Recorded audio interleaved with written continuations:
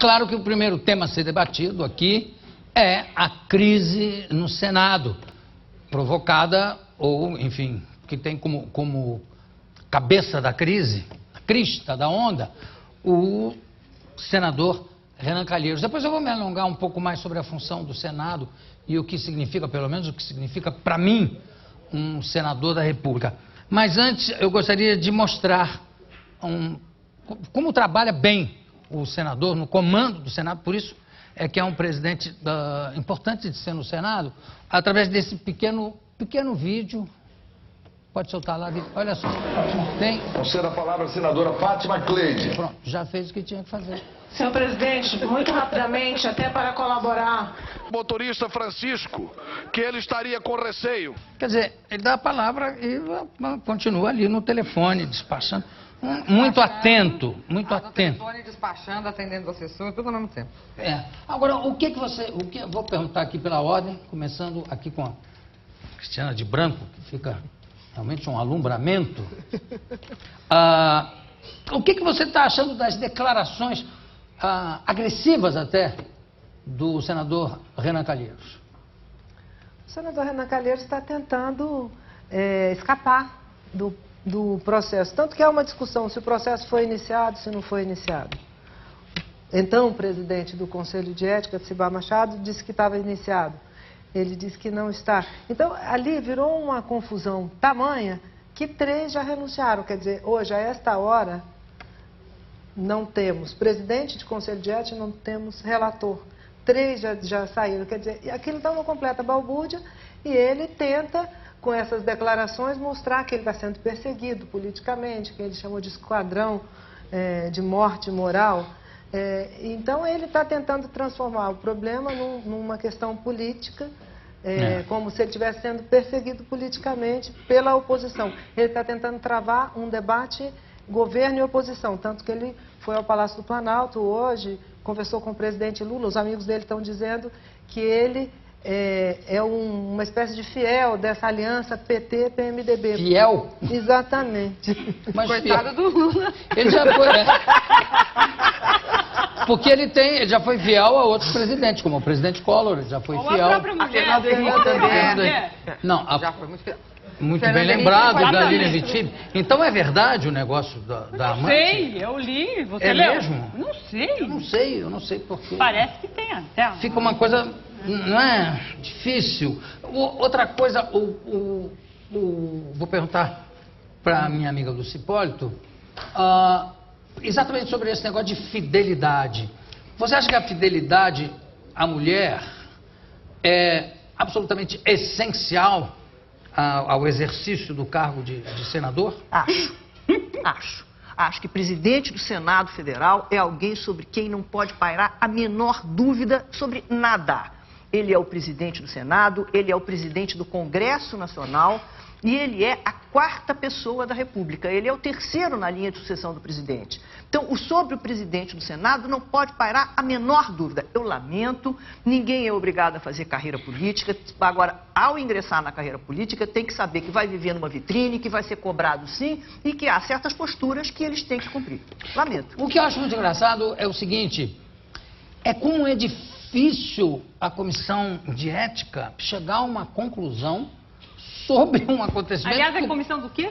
Ética. Ética. Ética, né? É ética, que eu acho que, aliás, não precisava de comissão de ética, porque isso é tão complicado chegar à conclusão se aquilo é ético ou antiético, quando o país inteiro já chegou uma a quebra essa de decoro, conclusão. não é uma quebra de decoro. Eu acho Quebra de decoro também eu quero. Eu acho o seguinte, esse caso do Conselho de Ética do Senado, é um caso, nós estávamos conversando aqui rapidamente, é um caso que a gente devia ver pelo seguinte, sempre se falou muito mal da Câmara dos Deputados, que aquilo era uma bagunça, que parecia garoto em pátio de colégio, que aquele plenário da Câmara é uma loucura, que todo mundo faz o que quer, e o Senado sempre muito preservado, você veja que nos escândalos do Mensalão, etc., o Senado passou incólume, das sanguessugas só houve o caso do senador Ney Suassuna, mas mesmo assim o Senado segurou, até porque para você ser um deputado federal, você precisa ter apenas 21 anos, para ser senador você precisa ter 35, é a mesma idade mínima de presidente da República, então Lá tem ex-governadores, tem ex-ministros, tem ex-presidentes da República. Achou-se que era uma casa, né, de pessoas sensatas e tal. Descobrimos o seguinte: o Senado é uma bagunça. O Conselho de Ética não tinha se reunido nenhuma vez, não tinha presidente, não tem regimento. O Conselho de Ética do Senado não tem um regimento, quer dizer, um conjunto mínimo de regras que qualquer condomínio tem, o Conselho de Ética do Senado não tinha. Então essa crise foi uma crise muito interessante porque nos mostrou o seguinte: o Senado também é uma bagunça, não é só a Câmara. Mas a gente tem que lembrar um pouco, Lúcia, que de qualquer forma é médio, né? Porque o Antônio Carlos Magalhães era presidente do Senado, teve de renunciar ao mandato envolvido no escândalo do painel eletrônico. O Antônio Carlos foi fora da presidência, foi depois o Jader Barbalho. O Jader Jader era foi na presidente, presidência. quando teve a história da Sudã, do Ranário e tal. Enfim, mas o Antônio Carlos era senador. Quer dizer, faz parte do cargo? Era Será senador. isso? Eu não entendo de Eu política. acho que tem uma cabeça Entendeu? de burro enterrada ali. Tem embaixo. uma Se você é caveira de burro, presidente tem do uma Senado, caveira- tem que... Acontece. Hein? Tem uma caveira de burro Não, enterrada debaixo é claro, daquela cadeira. o senhor, é mais ou menos aquela história. Você viu a reportagem da revista Veja com a evolução do patrimônio do Renan? E você vê conforme ele vai alçando postos Não, mas peraí, mais não, aí eu elevados. sou obrigado a discordar, porque um homem que consegue vender o seu gado àquele preço está justificado. Ele devia ser ministro da Agricultura do país. Bom, o caso do boi voador é o caso do boi voador. Aliás, já é o segundo caso de boi voador que agora tem do ex-governador Roriz.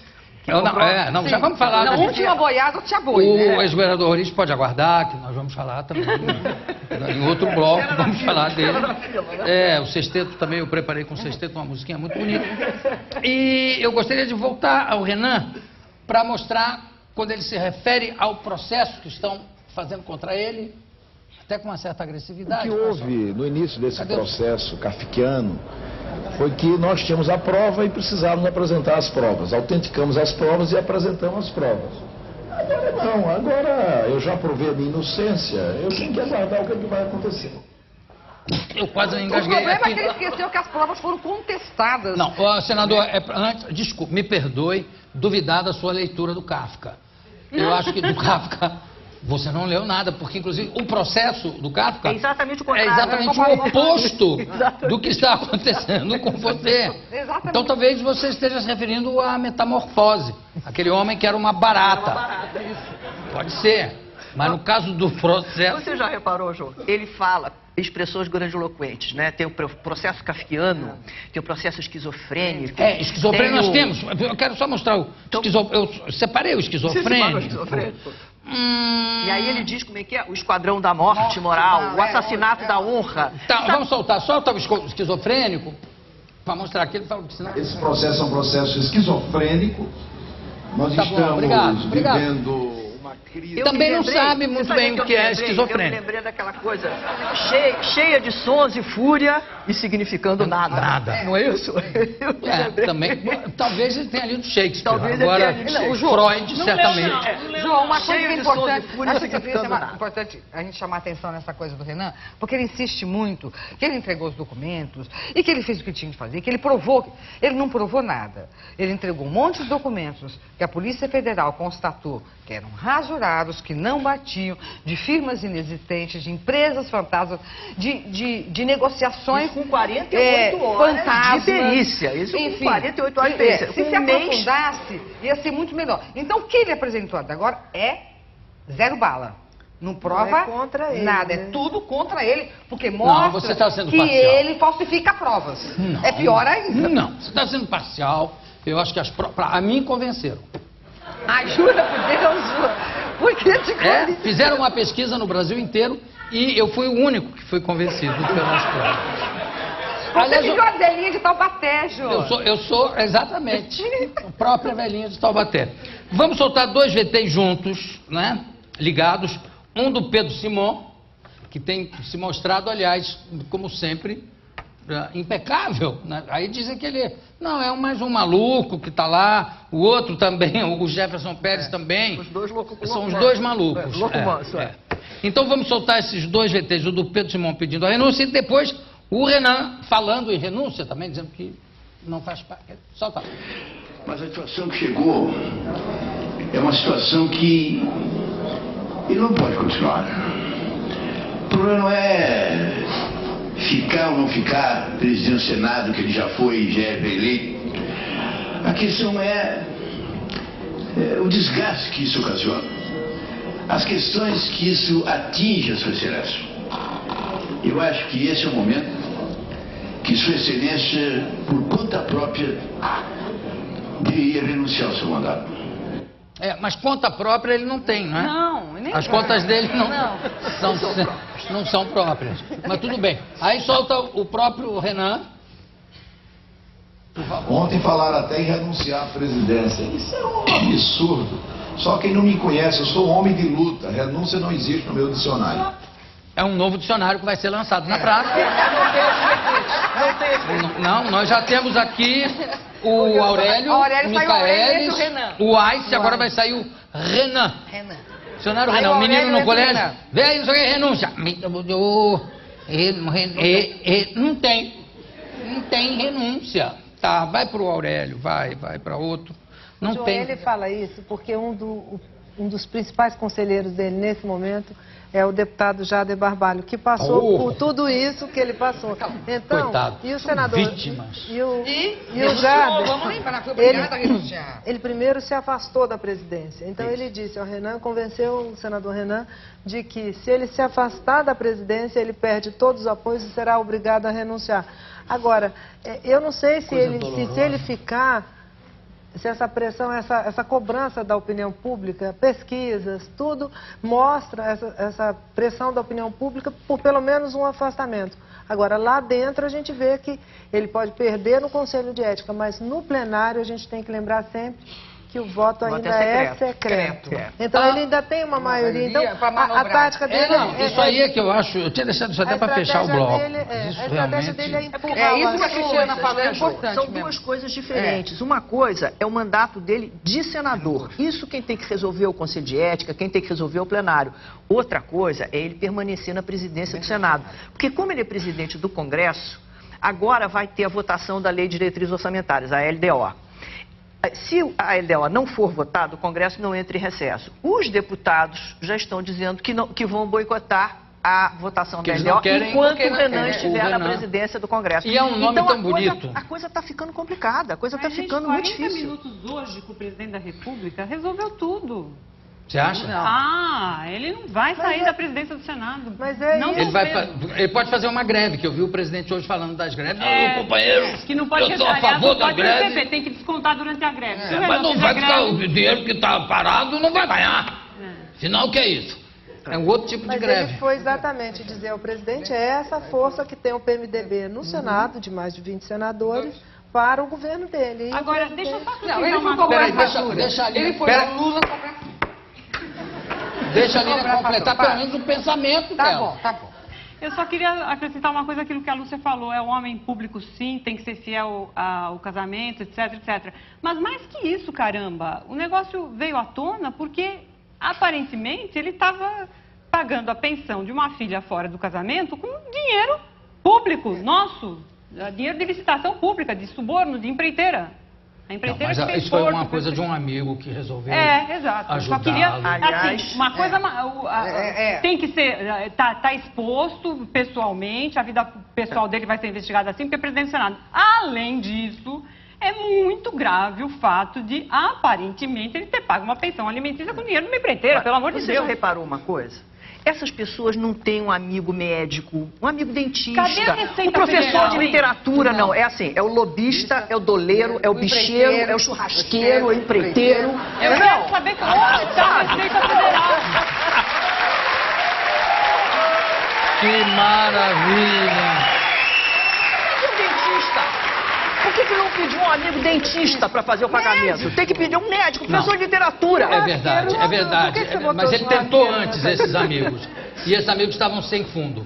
Estavam sem fundo. Esses amigos não são os que constroem o Porto de Maceió. É verdade. Agora tem uma coisa falando parece que as meninas, eu gosto das meninas, porque sempre a gente parte um pouco para um nível de fofoca, evidentemente, que é o que nos agrada muito. Então, a Mônica Veloso está conversando com a Playboy já, para aparecer nua na Playboy, está acertando um cachê, mas dizem que o cachê está baixo, que ela pede 1 milhão e que não estão chegando no 1 milhão. Por que é que ela não pede para o Gontijo da Mendes Júnior, que complementou a sua pensão alimentar para também dar uma contribuição para chegar no cachê de 1 milhão que ela pretende. Não seria uma coisa justa? Lília, você que é especialista em economia... Tô pensando. Por que ela não diversifica e não vai até para outra construtora, outra empreiteira, né? Podia até diversificar. É verdade. Aliás, as empreiteiras podiam lançar uma revista só sobre isso. Podia fazer uma licitação. Ela podia organizar uma licitação. Uma licitação. E com o troco ela investe em gado. No boi voador. No boi voador. Bom, olha, temos mais... Só uma outra coisa, hein?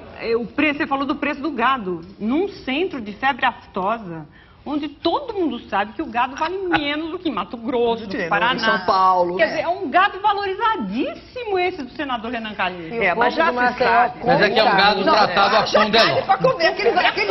Aqueles açougues, o pessoal da Como come carne, hein? Olha, como come carne. Não, você vê que são todos muito super nutridos. Você Mas vê muito bem vai no interior. Esse caso é interessante também pelo seguinte, porque já se sabia disso, mas isso ficou muito demonstrado que uma das boas maneiras de lavar dinheiro hoje é esse problema de gado. Tanto que os criadores sérios estão preocupadíssimos com essa história toda, porque essas fortunas mal explicadas, muito na classe política, etc. Não sobrevive a uma olhadinha por cima da Receita Federal, não sobrevive. Agora, cadê a Receita? Vamos ainda falando no assunto, eu fiquei muito impressionado com a imagem do senador Wellington Salgado, que foi, na época, não é?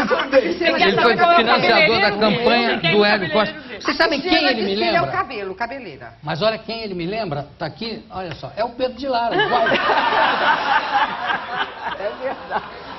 Não é? Se ele deixar crescer o bigode... Envelhecer um pouquinho, vai ficar igual, idêntico. Só deixar Ele crescer disse que o agora bigode. não vai cortar o cabelo. Então, Não, eu acho também... Peraí, deixa eu fazer justiça. É claro que é difícil ele ter a mesma postura e dignidade que o Pedro de Lara tem, apesar da semelhança do cabelo. Não é? Mas ele devia tentar. Eu acho. Eu também acho. Não acha? Mas, Jô, você veja só, ele levanta um problema seríssimo, né? Porque o Wellington Salgado não teve um voto e virou senador. Virou senador por quê? Porque a família dele financiou a campanha do hoje ministro Hélio Costa, que se elegeu senador. O senador vira ministro, vai para sua vaga o suplente da família que financiou a campanha. Aliás, chega lá sem saber o que é, qual é a importância, o que faz um senador. Peraí, você compra...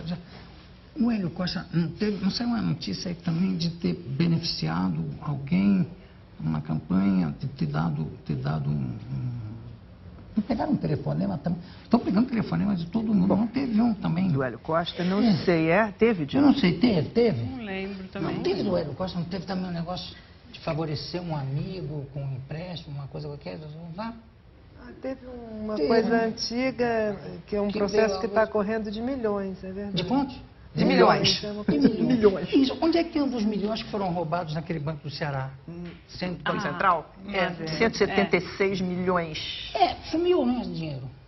Mais alto do que o cheque do dono da Gol pro Roriz, né? Não, do pai. Não começa aí. Não, lá é 2 de Godô. Do pai. É pouco. É verdade. Não, a gente vai falar do Roriz daqui a pouco. Outro, 176 milhões. Não, pelo amor de Deus, é que é tanto dinheiro que a gente se confunde. Claro que a gente nunca viu tanto dinheiro assim. E reparou uma coisa, a demonstração cabal da desconfiança que essas pessoas têm no sistema bancário brasileiro. É dinheiro em mala, é dinheiro em envelope, é debaixo do colchão, é nas roupas íntimas. Eu acho que isso aí ainda é repercussão do sistema bancário. que foi instalada na época do Collor. Pegou o dinheiro de todo mundo, eles dizem, não, o meu agora vai para baixo do colchão. Bom, até porque do jeito que estão as tarifas bancárias, também deve ser uma forma de escapar, porque essa dinheirama toda deve ser alto pra caramba, se mexe, fica pro banco um monte, né? Olha só, CPMF, completar esse bloco aqui, o que eu acho muito curioso é o seguinte, é que na comissão de ética tem 3 ou 4 suplentes que não foram votados pelo povo. E são pessoas que, de certa forma, quer dizer, um já pulou fora. 2 já pularam fora, né? O Wellington e o Wellington e pois é. Não, eles pularam fora, sim, da relatoria e o outro pulou fora da presidência do conselho. Mas quer dizer, não é estranho uma comissão de ética ser formada por senadores sem voto? Porque na pressa de formar a comissão de ética para julgar o caso do Renan, pegou-se quem eles consideram que são mais fáceis de manipular. Vamos dizer, para dar exatamente o resultado que eles queriam. Arquivamento rápido e urgente antes que as coisas esquentassem. Mas isso não aconteceu. E uma notícia, assim, razoavelmente, é que o senador Jarbas Vasconcelos está analisando esses projetos sobre suplentes e quer apresentar um para acabar com os suplentes sem voto. Então, tem que lembrar que o Suplicy já tem um projeto ele tem que acaba com o suplente completamente. Exatamente. Aí tem outro que diz que o suplente será aquele que tiver o segundo mais segunda votado, votação. como foi, como era durante a ditadura. Como era? O Fernando Henrique era suplente do Montoro, porque ele foi o segundo mais votado na época. Naquele tempo tinha sublegenda ainda, mas agora não. Agora, acabando com o suplente, nessa forma como está, o cara que vai encangado na chapa sem ter um voto, você acaba também com essa ideia de que o senador ganha a eleição, como ganhou Alfredo Nascimento, uma eleição duríssima para o Senado no Amazonas, um mês depois assume o ministério e pronto, e nada de Senado. Marina Silva assinou no primeiro dia. Presidente do Banco Central. Sim, mas estou dizendo, ela assumiu no primeiro mas dia. Ele perdeu o mandato dele. Ele abriu mão do mandato dele. Olha só, para encerrar esse bloco, eu gostaria de comentar o seguinte. A pesquisa, não é, que diz que se o processo fosse levado ao plenário, Renan seria absolvido por maioria, porque os senadores não veem indícios para caçá-lo. Tem uma arte até que eu pedi para botar no telão. Olha só, 24 a favor dos 81 senadores que foram ouvidos, 24 a favor da absolvição e 23 votariam pela cassação e 2 não quiseram responder. Não, 5 votariam pela Não, cassação. 5 votariam. Querem mais apuração. Ou seja, nada. Só 5 votariam pela cassação. Ou seja, nada. Na minha opinião, quer dizer, do que eu acho disso tudo, eu sempre tive um respeito maior pela função do senador do que pela função do presidente. Talvez você, como historiadora, talvez possa me dizer se é uma fixação no Senado romano, se que sempre mataram até o Júlio César, porque queria acabar com eles. E, para mim, o cargo senador da República, eu me lembro do Severo Gomes preenchendo uma ficha no hotel, e a moça não reconheceu, não sabia quem era, falou, seu nome? Aí ele falou, Severo Gomes, aí ela botou Severo Gomes. Profissão? Ele falou, empresário. E que mais? Que cargo o senhor exerce? Falou, sou senador da República, minha filha. E ela ficou olhando assim, apatetada para ele, porque não tinha a menor ideia do que seja. Para mim, senador da República é um cargo de uma importância maior que a do presidente, porque os senadores são encarregados, né, das leis supremas do país. Sabe, o presidente muda de 4 em 4 anos. Agora com a reeleição pode ser de 8 em 8 anos. O senador não, o senador fica. A imagem do senador. Por isso, quando se chama o ilustre senador, né, do ilustre estado de tal lugar, aquilo é uma coisa que me deixa arrepiado.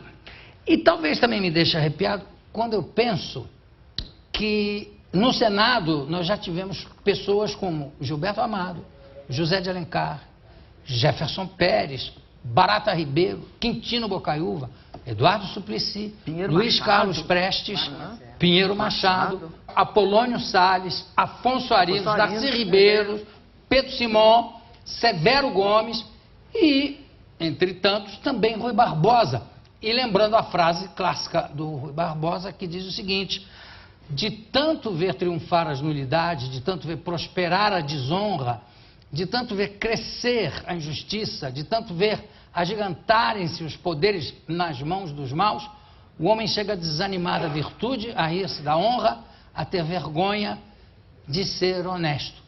Eu não sabia que o Rui Barbosa, além da sua extrema inteligência e competência, era profeta, tá? Dá a nossa vinheta.